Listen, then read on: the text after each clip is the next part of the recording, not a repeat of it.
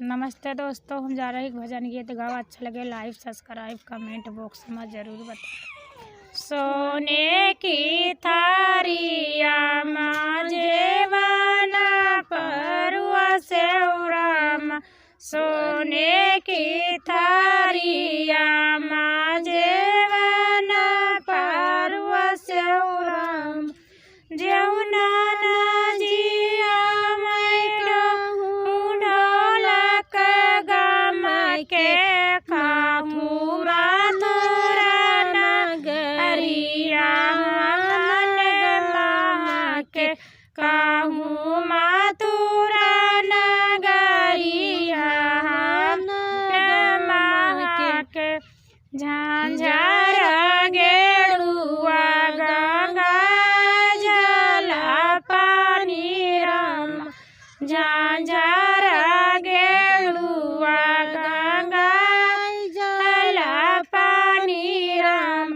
गेरुआ ना घूटै काहू ढोलक गमा के काहू माथुरा नगरी मन के काहू माथुरा नगरिया के लंगाई लाई चिकाई लेउंगाई लाई चिकाई बीरावा लगायो राम, बीरावा ना कुचाई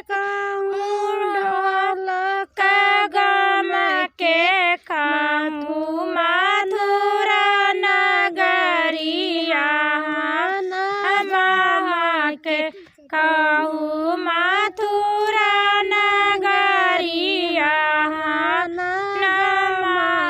के फूला जारी कैसे जिया लगायो राम, फूला जारी कैसे